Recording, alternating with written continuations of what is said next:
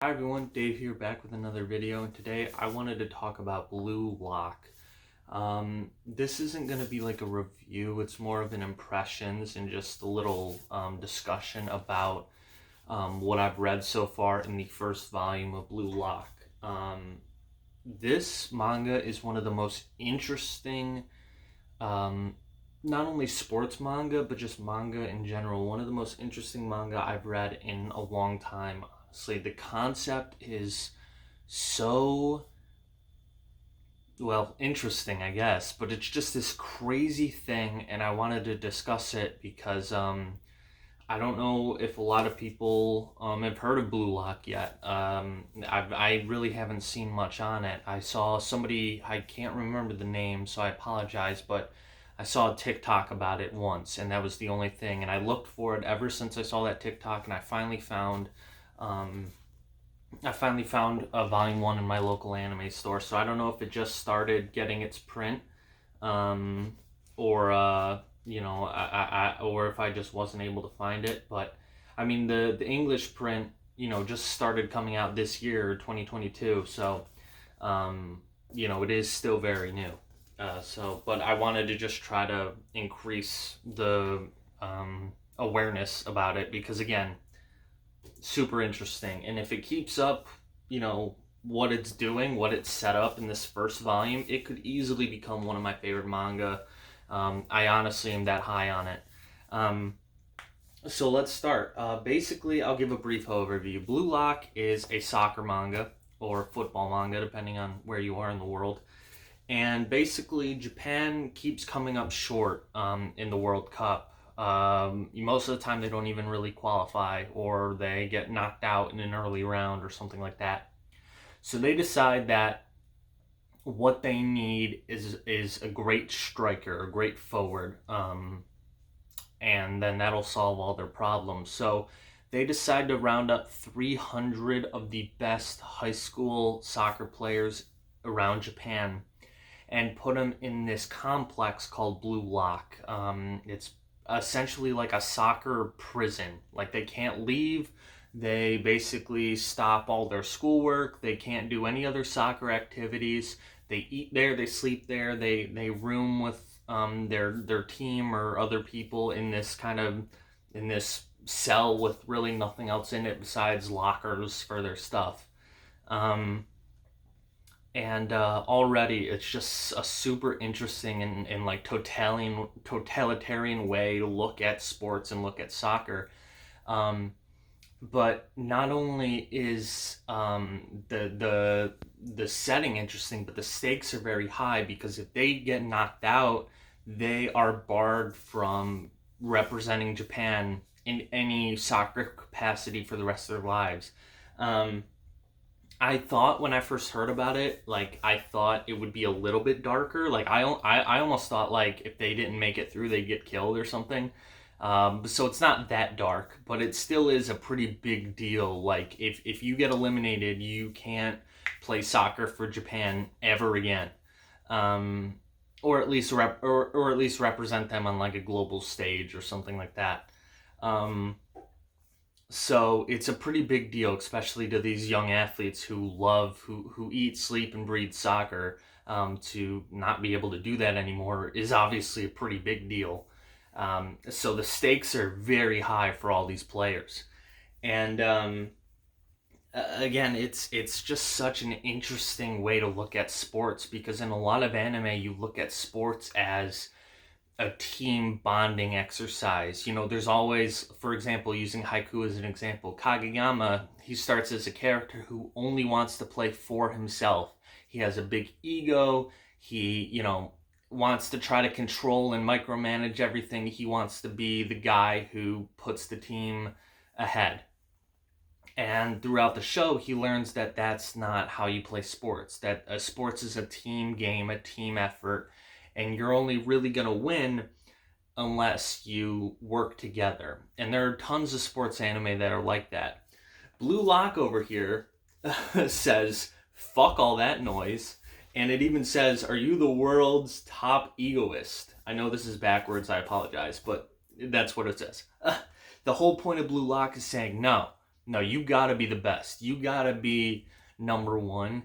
And if you're not, like the coach or whoever runs the program literally says, fuck off. Like if you aren't willing to be a dick and take the ball and you know basically run the show, then you have no place here in the world of Blue Lock. And I find that super interesting because it's such a twist on the sports manga and anime formula, where it's like, where, like I said, every well, not every, but most other sports manga and anime are like, we're a team, we got to learn to be a team, and we got to all work together. And that's great, and in my opinion, that's how sports really are played.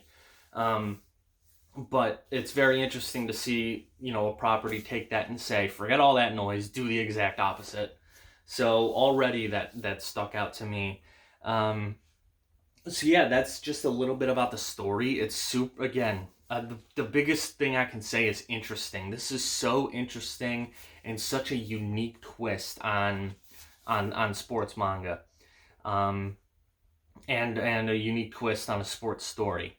And now just discussing a little bit about the manga itself, like what kind of goes into here.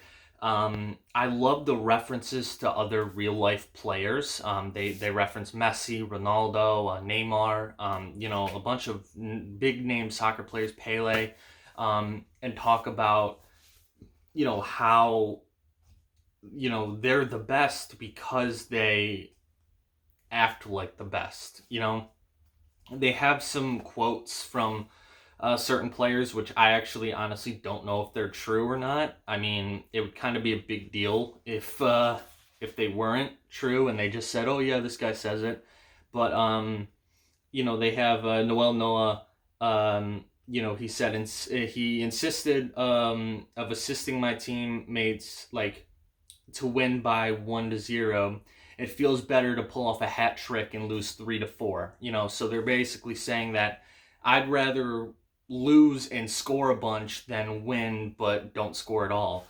So it's that type of ego mentality that in the world of Blue Lock means that you're going to be the best striker, you're going to be the best forward in soccer.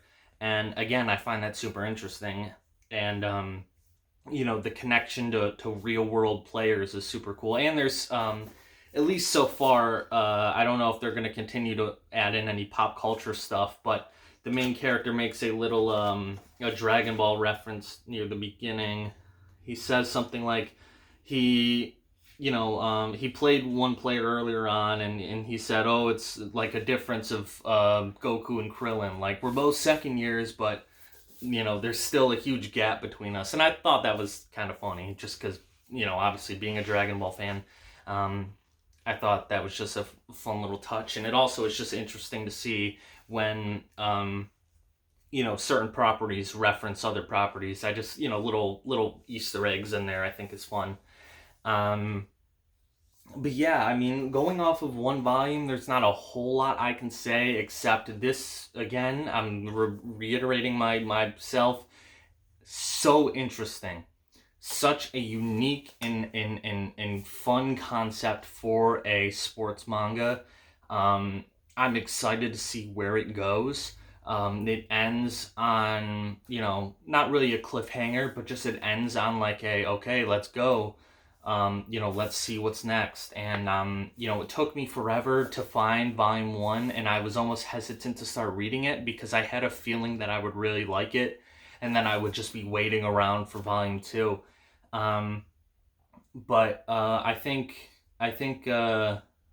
it can be a really big, I think this manga could potentially be a really big deal further down the line, and it has the possibility to get dark. I don't know if it will, but it definitely doesn't shy away from, the fact of, they play this game in the beginning and they get knocked out, and it doesn't shy away from like just what that means, like not being able to play anymore.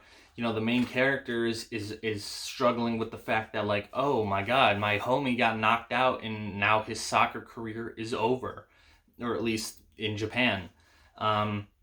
And also just in the artwork, the characters are drawn in this almost kind of elongated style. I don't really know how to describe it, but just some of the facial features of certain characters, like here, like this guy looks terrifying. Like, then this is supposed to be like the coach or the guy that's like running the program, and it's not like it's good artwork. I'm not here saying it's bad artwork, but it adds to this sense of unease and what's the word I guess unease is the word I'm looking for, but this sense of like trouble. I don't know, like just these little tweaks and little things with the characters and with the story add to this, like, this thing could get dark and this thing could be kind of nuts. So we'll just have to see where it goes. But as of right now, even just one volume in, I'm really enjoying Blue Lock. I, again, think it could be a really big deal down the line. And I just wanted to make a video to, one, share that fact, and also, you know, hopefully turn more people onto it, because I think it's really great, and I think it could, again, be a really big deal, especially, you know, down the line if it ever gets an anime adaptation, which, since it's so new, I don't know if it has one yet, or if any are even in the works, but yeah, I'm excited for Volume 2. If you guys want me to follow up with it, I'll definitely make another video. But as for now, that's kind of all I have to say about it. So yeah, thanks for watching. Give Blue Lock a read, and I'll see you guys in the next video. Peace.